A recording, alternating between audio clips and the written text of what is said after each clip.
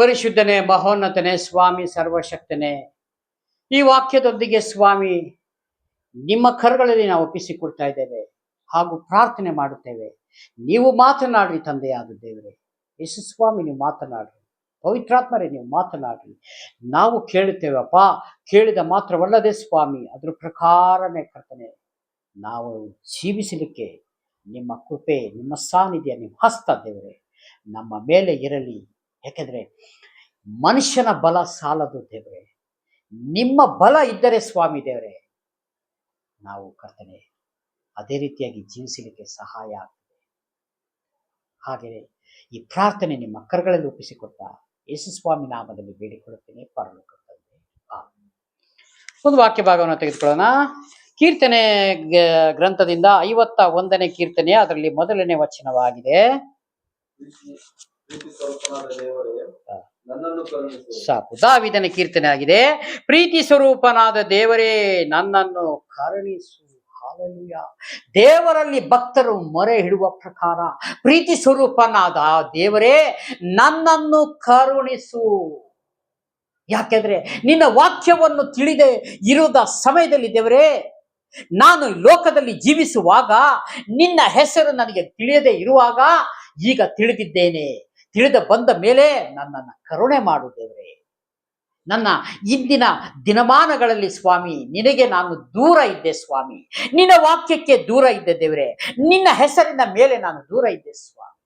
ಈಗಲಾದರೂ ನನ್ನನ್ನು ಕರುಣಿಸು ಎಂಬುದಾಗಿ ಪ್ರತಿ ಒಂದು ಆತ್ಮಗಳು, ಅಂದರೆ ದೇವರ ಸಭೆಯಲ್ಲಿರುವಂತ ದೇವ ಜನರು ಅವರು ನಿಮಗೆ ಮೊರೆ ಇಡುವಾಗ ನೀವು ಈ ಭಕ್ತನ ಪ್ರಾರ್ಥನೆಯನ್ನು ಕೇಳಿ ಮನಮರುಗುವ ದೇವರು ನೀವು ಸ್ವಾಮಿ ದೇವರೇ. ಹಾಲೆಲೂಯಾ.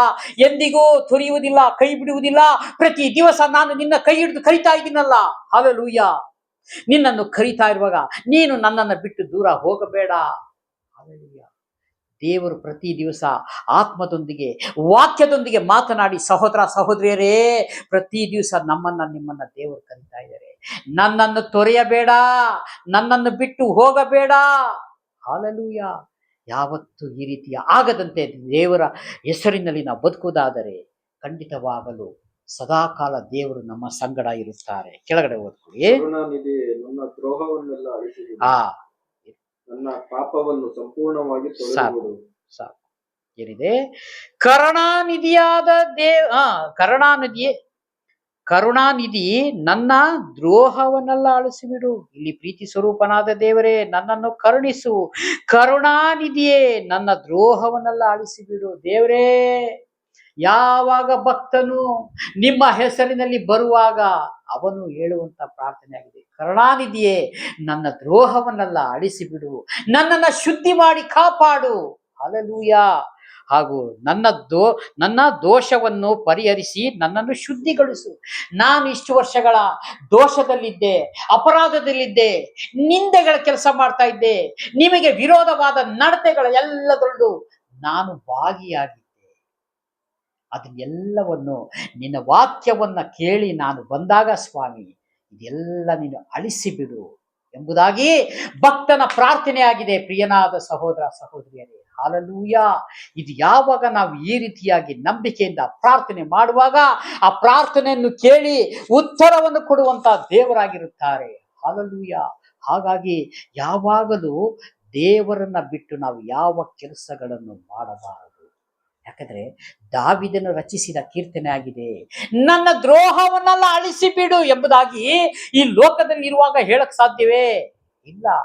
ದೇವರಲ್ಲಿ ಬಂದಾಗ, ವಾಕ್ಯದಲ್ಲಿ ನಾವು ಒಳಗೆ ಬಂದಾಗ, ಪ್ರಾರ್ಥನೆ ಎಲ್ಲವನ್ನು ನಾವು ಅದರಿಂದ ನಾವು ಶುದ್ಧಿ ಹೊಂದುತ್ತಾ ಅವಾಗ ನನ್ನ ಹೇಳ್ತದೆ, ಅಯ್ಯೋ ನನ್ನ ಹಿಂದಿನ ಚರಿತ್ರೆ ನಾನು ಹೀಗಿದ್ನಲ್ಲಪ್ಪ, ನನಗೆ ಬೇಕಾದ ಈ ಲೋಕಕ್ಕೆ ಸಂಬಂಧಪಟ್ಟ ಎಲ್ಲಾ ಜ್ಞಾನ ಬುದ್ಧಿಗಳು ಅಭ್ಯಾಸಗಳಲ್ಲಿ ಮುಳುಗಿದ್ದೆ ಸ್ವಾಮಿ, ನಿನ್ನನ್ನು ನಾನು ದೂರ ಮಾಡಿಬಿಟ್ಟಿದ್ದೆ. ಅಯ್ಯ, ನನ್ನನ್ನು ಕರುಣೆ ಮಾಡು ಎಂಬುದಾಗಿ ಪ್ರತಿ ಒಬ್ಬ ದೇವ ಜನರು ಅನ್ನಿಸಿಕೊಳ್ಳೋರು ಪ್ರಾರ್ಥನೆ ಮಾಡುವಾಗ ಪರಲೋಕದಲ್ಲಿ ಮನ ಮರುಗುತ್ತಾರೆ ದೇವರು. ಈಗಲಾದರೂ ನನ್ನ ಶಬ್ದ ಕೇಳಿದ್ಯಾ? ಹಲ್ಲೆಲೂಯಾ. ಈಗಲಾದರೂ ನಿನ್ನ ಮನ ಮರುಗಿದ್ಯಾ? ನಿನ್ನನ್ನು ನಾನು ಬಿಡಿಸ್ತೇನೆ, ನಿನ್ನ ದ್ರೋಹಗಳನ್ನೆಲ್ಲ ನಾನು ಅಳಿಸಿ ಬಿಟ್ಟೇನೆ, ಇನ್ನು ಮುಂದೆ ನೀನು ಪಾಪಗಳನ್ನ ಮಾಡಬೇಡ. ಹಲ್ಲೆಲೂಯಾ. ವ್ಯಭಿಚಾರಿ ಸ್ತ್ರೀಗೆ ಏನು ಮಾಡ್ತಾರೆ? ಎಲ್ಲ ಕಲ್ಲು ತೆಗೆದುಕೊಂಡು ಜನ ಬಂದು ಕಲ್ಲು ಹೊಡಿಲಿಕ್ಕೆ ರೆಡಿ ಆಗಿದ್ದಾರೆ. ಅವಾಗ ಒಬ್ಬ ಹೇಳ್ತಾನೆ, ಮೋಶೆ ಗ್ರಂಥದಲ್ಲಿ ಬರ್ದಿದ್ಯಲ್ಲ ಯೇಸು ಸ್ವಾಮಿ, ಈಕೆನ ಈ ತರ ವ್ಯಭಿಚಾರ ನಾನು ರೆಡ್ ಹ್ಯಾಂಡ್ ಆಗಿ ಹಿಡಿದಿದ್ದೇನೆ, ಈಕೆನ ಕಲ್ಲು ತೆಗೆದುಕೊಂಡು ನಾವು ಹೊಡಿಬೇಕು. ಅದಕ್ಕೆ ಸ್ವಾಮಿ ಹೇಳುತ್ತಾರೆ ಒಂದೇ ಮಾತು, ನಿಮ್ಮಲ್ಲಿ ಯಾರಾದ್ರೂ ಪಾಪಗಳನ್ನ ಮಾಡಿಲ್ಲ, ನಿಮ್ಮಲ್ಲಿ ತಪ್ಪುಗಳೇ ಮಾಡಿಲ್ಲ ಅಂದರೆ ಅವನು ಮೊದಲು ಕಲ್ಲು ಹಾಕಲಿ. ಹಾಲೆಲೂಯ. ಯಾರು ಪಾಪಗಳನ್ನ ಮಾಡಿಲ್ಲ, ಪ್ರತಿ ಒಬ್ಬರು ಪಾಪ ಮಾಡಿದಂತ ಜನಗಳೇ. ಅದಕ್ಕಾಗಿ ಆ ಕಲ್ಲುಗಳನ್ನ ಅಲ್ಲೇ ಬಿಟ್ಟು ಅವ್ರು ಹಿಂದಿರುಗಿ ಹೋದರು.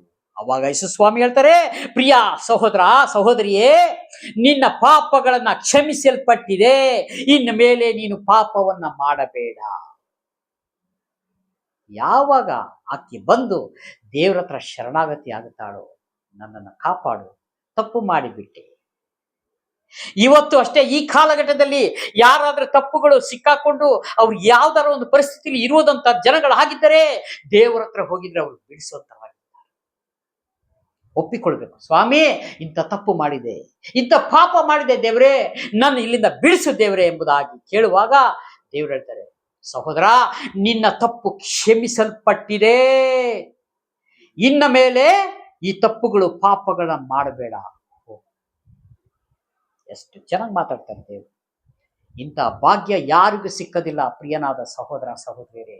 ಇದು ನಾವು ವಾಕ್ಯದ ಮುಖಾಂತರ ಚೆನ್ನಾಗಿ ತಿಳಿದಿರಬೇಕು. ಕೆಳಗಡೆ ಓದ್ಕೊಳ್ಳಿ. ನೋಡಿ, ನಾನು ದ್ರೋಹಿ ಎಂದು ನಾನೇ ಒಪ್ಪಿಕೊಂಡಿದ್ದೇನೆ. ಹಾಲೆಲೂಯ. ಯಾವಾಗ ಮುಚ್ಚಿಡಬೇಡ. ಪ್ರತಿ ಒಂದು ಪಾಪಗಳು, ದ್ರೋಹಗಳು, ನಾವು ದೇವರಿಗೆ ವಿರೋಧವಾದ ನಡತೆಗಳು ನಡೆಯುವುದಾದರೆ ಒಪ್ಪಿಕೊಂಡ್ಬಿಡ್ರಿ. ಒಪ್ಪಿಕೊಂಡ್ರೆ ದೇವರು ಕ್ಷಮಿಸ್ತಾರೆ. ಆದರೆ ನೀವು ಮನುಷ್ಯನನ್ನ ಬೇಕಾದ್ರೆ ಮೆಚ್ಚುಗೆ ಮಾಡ್ಬೋದು. 5 ತಪ್ಪುಗಳಲ್ಲಿ 2-3 ಮುಚ್ಚಾಕಿ 2-3 ತಪ್ಪುಗಳನ್ನ ಒಪ್ಪಿಕೊಂಡ್ರೆ ನಡೆಯಲ್ಲ ಮಗಳೇ. 5 ತಪ್ಪುಗಳನ್ನ ಸರಿಯಾದ ರೀತಿ ಅರಿಕೆ ಮಾಡಬೇಕು. ಸ್ವಾಮಿ ನಾನು ಇಂಥ ತಪ್ಪು ಮಾಡಿದೆ, ಇದು ಕ್ಷಮಿಸು. ಬಾಕಿರೋ ತಪ್ಪು ಮನುಷ್ಯನಿಗೆ ಗೊತ್ತಾಗೋದಿಲ್ಲ, ಆದ್ರೆ ಪರಲೋಕದ ದೇವರು ಒಳಗಡೆ ನೋಡುವಂತವರಾಗಿದ್ದಾರೆ. ನನ್ನ ಒಳಗೆ ನಿನ್ನ ಒಳಗೆ ಏನು ನಡೀತಾ ಇದೆ ಎಂಬುದಾಗಿ ಅವರು ವಿತ್ ರೆಕಾರ್ಡ್ ಮಾಡ್ತಾರೆ. ಯಾಕಂದ್ರೆ ಅವರೇ ಉಂಟು ಮಾಡಿದ್ರು ನಮ್ಮನ್ನ. ನಮ್ಮ ಮನಸ್ಸು ಎಂಥದ್ದು ಅಂತ ಅವರಿಗೆ ಗೊತ್ತಿಲ್ವೇ? ಎಲ್ಲ ಗೊತ್ತಿದೆ. ಇವತ್ತು ಪ್ರಕಟ ಆಗುವುದಿಲ್ಲ. ಇವತ್ತು ನಾವು ತಿಳಿಬಹುದು, ದೇವರೇ ನಾನು ಇದೇನು ಸಣ್ಣ ತಪ್ಪು ಮಾಡಿದೆ, ಸಣ್ಣ ಪಾಪ ಮಾಡಿದೆ. ಹಾಲೆಲೂಯ. ಆದ್ರೆ ಒಂದು ದಿವಸ ದೇವರು ತೋರಿಸ್ತಾರೆ, ಇಲ್ಲಿ ಸಣ್ಣದು ತಪ್ಪು ದೊಡ್ಡದು ತಪ್ಪು ಇಲ್ಲ. ಈ ಸರ್ಕಾರ ಹೇಳ್ತದೆ, ಒಂದು ಮಳೆ ಕದ್ದು ಬಿಟ್ರೆ ಇವು ಮಳೆ ಒಂದಿಲ್ಲ ಬಿಟ್ಟು ಕಳ್ಸೋವನಿಗೆ ಅಂತ. ಪರಲೋಕದ ಗೌರ್ಮೆಂಟ್ ಒಪ್ಪುವುದಿಲ್ಲ. ಪ್ರಿಯನಾದ ಸಹೋದರ ಸಹೋದರಿಯರೇ, ಚೆನ್ನಾಗಿ ತಿಳಿದಿರಬೇಕು. ತಪ್ಪು ತಪ್ಪೆ, ಸರಿನೇ. ದೇವರ ಹತ್ರ ಅವಲ್ಲ ಇಲ್ಲ. ಅದಕ್ಕೆ ಇಲ್ಲಿ ಭಕ್ತನು ಏನಂತೆ, ನನ್ನ ಪಾಪ, ನಾನು ಏನೇನು ಪಾಪಗಳನ್ನ ಮಾಡಿದೆಯೋ ಎಲ್ಲ ನನ್ನ ಮುಂದೆನೇ ಇದೆ. ನಾನು ಯಾವಾಗ ಒಪ್ಪಿಕೊಳ್ತೇನೋ ಎಲ್ಲ ದೇವರು ತೆಗೆದು ಹಾಕಿದ್ದಾರೆ. ಅದಕ್ಕೆ ದೇವರು ಹೇಳ್ತಾರೆ, ನಿನ್ನ ಪಾಪ ಕ್ಷಮಿಸಲ್ಪಟ್ಟಿದೆ, ಇನ್ನು ಮುಂದೆ ನಿನ್ನ ಪಾಪಗಳನ್ನ ಮಾಡಬೇಡ. ಎಷ್ಟು ಚೆನ್ನಾಗಿ ದೇವರು ಯೇಸುಸ್ವಾಮಿ ಮಾತು. ಇಂಥ ಮಾತುಗಳನ್ನ ಕೇಳಿ ನಡೆಯುವಂತವನು ನಿಜವಾಗ್ಲೂ ಬಂಡೆಯ ಮೇಲೆ ಮನೆ ಕಟ್ಟಕ್ಕೆ ಹೋಲಿಕೆಯಾಗಿದ್ದಾನೆ. ಅವನೆಂದು ಕದಲುವುದೇ ಇಲ್ಲ. ಸರಿಯಾದ ಗಾಳಿ ಬೀಸಿದ್ರೆ ಸೀಟ್ಗಳೆಲ್ಲ ಆರೋಗ್ತವೆ. ಎಷ್ಟೋ ಮನೆಗಳು ಬಿದ್ದೋಗಿದೆ, ಎಷ್ಟೋ ಪ್ರಾಣ ನಷ್ಟಗಳಾಗಿದೆ. ಹಾಲೆಲೂಯ. ಆದರೆ ಕ್ರಿಸ್ತನೆಂಬ ಬಂಡೆಯ ಮೇಲೆ ಮನೆ ಕಟ್ಟಿಕ್ಕೆ ಹೋಲಿಕೆ ಆಗಿದ್ರೆ, ಪ್ರಿಯನಾದ ಸಹೋದರ ಸಹೋದರರೇ, ಯಾವುದು ನಿನಗೇನೂ ಮಾಡ್ಲಿಕ್ಕೆ ಆಗುವುದಿಲ್ಲ. ಇದು ಸತ್ಯವಾದ ದೇವರ ವಾಕ್ಯವಾಗಿದೆ. ಇದು ಸುಳ್ಳು ಬಾಯಿಂದ ಬರ್ದಿರೋ ಸಂದೇಶ ಅಲ್ಲ.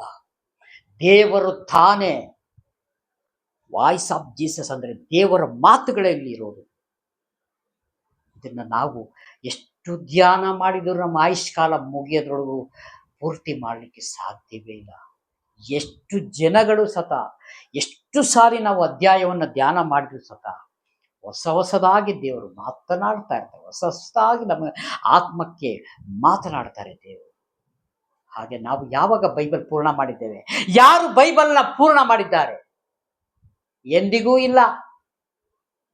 ಎಷ್ಟು ಸಾರಿ ನಾವು ಓದಿದ್ರು ಸತ ಮತ್ತೆ ನಾಳೆ ಓದುವಾಗ ದೇವರು ಬೇರೆ ರೀತಿ ಮಾತಾಡ್ತಾರೆ. ಅವಾಗ ಎಲ್ಲಿ ಎಲ್ಲಿ ಕೊನೆ ಇದೆ? ಆತನ ರಾಜ್ಯಕ್ಕೆ ಅಂತ್ಯವೇ ಇಲ್ಲ. ಹಾಲೆಲೂಯಾ. ಯುಗ ಯುಗಾಂತರದಲ್ಲೂ ಅರಸನಾಗಿರುವ ಸೇನಾಧೀಶ್ವರನಾದ ನುಡಿಯಾಗಿದೆ ಇದು. ರಬಲ ಚಂದರ ರಖೋಬ. ಹಾಲೆಲೂಯಾ. ಸುಮ್ಮನೆ ಅಲ್ಲ ದೇವರ ವಾಕ್ಯ, ಸುಮ್ಮನೆ ಮನೋರಂಜನೆಗಾಗಿ ಅಲ್ಲ, ಪರಲೋಕ ರಾಜ್ಯ ಸೇರಲಿಕ್ಕೆ ಒಂದು ಮಾರ್ಗವಾಗಿದೆ.